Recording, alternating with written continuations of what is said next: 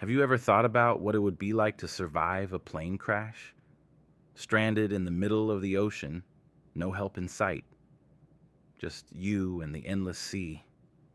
This actually happened to Clint Eastwood, and what he faced that night was nothing short of a real-life Hollywood thriller. But the real story is yet to be told. You won't want to miss this. Dear listeners, we move before forward this story. Please subscribe my channel to hit 1,000 figure.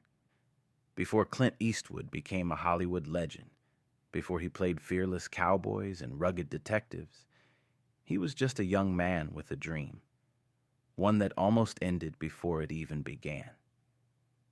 It was 1951. Eastwood, only 21 years old at the time, was not yet a movie star. Instead, he was just another recruit in the U.S. Army, stationed at Fort Ord, California. Like many young men of his time, he was figuring out life, uncertain about what the future held. But fate had other plans. One day, Eastwood found himself aboard a World War II-era Douglas AD bomber flying along the California coast. It was supposed to be a routine flight, nothing out of the ordinary. But in an instant, everything changed. Disaster struck.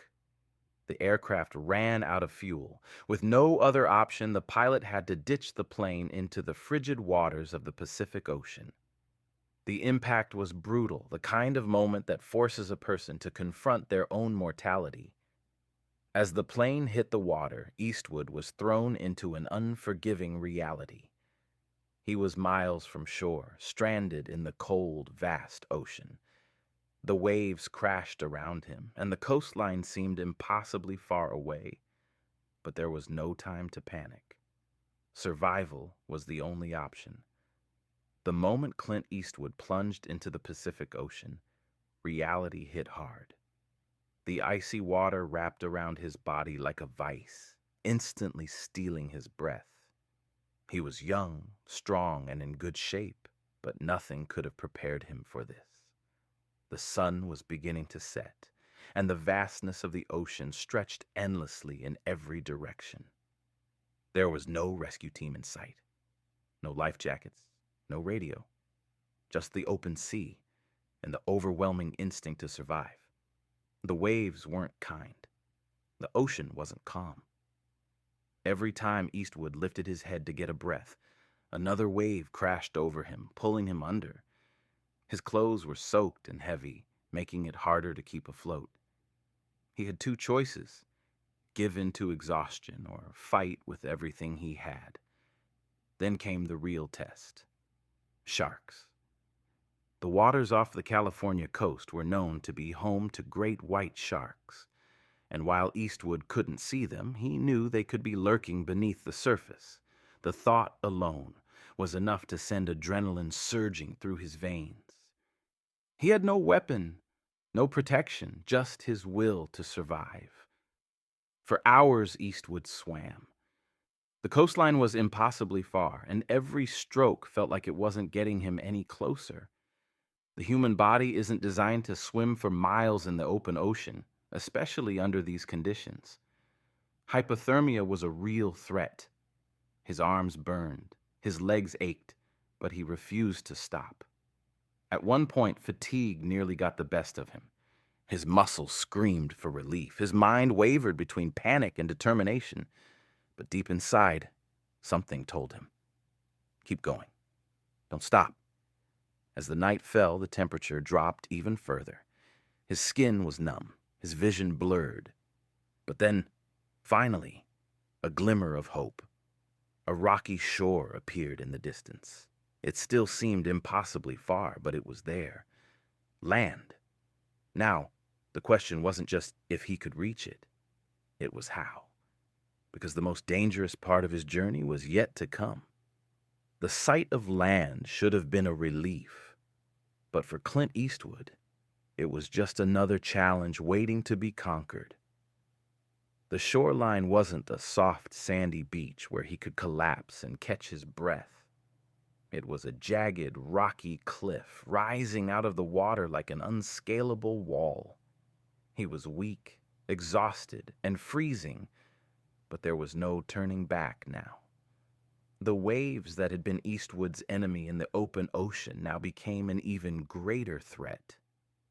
As he got closer to the shoreline, the water became rougher, slamming his already exhausted body against sharp rocks. With every attempt to climb, another wave would crash into him, pulling him back, scraping his skin against the stone.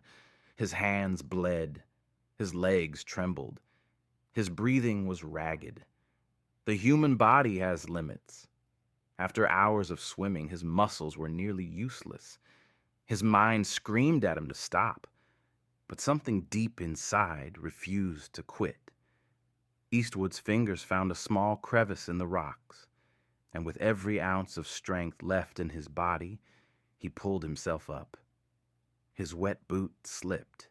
His arms barely responded, but he clawed his way up, gripping the rough surface with sheer determination.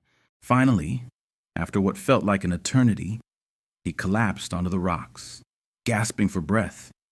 He had made it. Against all odds, he had survived. But now came the next problem. He was stranded in the middle of nowhere, with no way to call for help. His body was drained, and the cold night air made every movement painful. He had escaped death in the ocean, but if he didn't find shelter soon, hypothermia could finish what the water couldn't.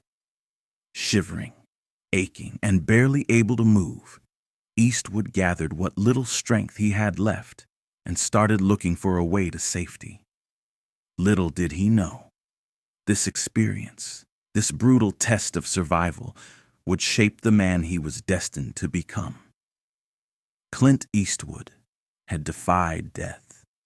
He had fought the unforgiving Pacific Ocean, battled exhaustion, braved the freezing waters, and clawed his way onto the jagged rocks. But his struggle wasn't over yet.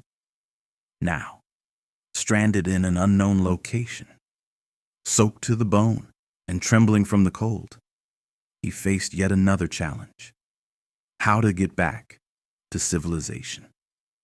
His military training kicked in. He knew he couldn't just sit there. Hypothermia was a real and immediate threat. Every breath felt heavy. Every muscle ached, but he forced himself to move. He started climbing, carefully navigating the rough terrain in complete darkness. The sharp rocks beneath his torn, waterlogged clothes made every step painful. But pain didn't matter anymore. Survival did. After what felt like hours, Eastwood finally spotted something. A faint light in the distance. Hope. With his last reserves of energy, he pushed forward, stumbling toward the source. That light led him to a coastal radio station, where he was finally able to get help. His ordeal was over. He had survived one of the most terrifying experiences a person could endure. Most people don't know about this chapter of Clint Eastwood's life. When they see him as the fearless gunslinger in The Good, the Bad, and the Ugly, or the tough cop in Dirty Harry, they don't realize that his real-life toughness was forged in those freezing ocean waters. This near-death experience shaped his entire philosophy on life. It gave him a deep appreciation for survival, resilience, and the power of the human will. It's no coincidence that many of the characters he played embodied these very traits: quiet strength, unshakable determination, and the ability to face impossible odds with unwavering grit. Even years later, when directing Sully, the story of Captain Chesley Sully Sullenberger's miraculous emergency landing on the Hudson River, Eastwood personally connected with the idea of surviving a plane crash. He knew exactly what it felt like to be stranded in cold waters facing the unknown. Clint Eastwood's survival wasn't just luck. It was a testament to the power of human perseverance. Statistics show that the average survival time in 50-degree water is about 1 to 3 hours, Yet Eastwood swam for miles in frigid conditions.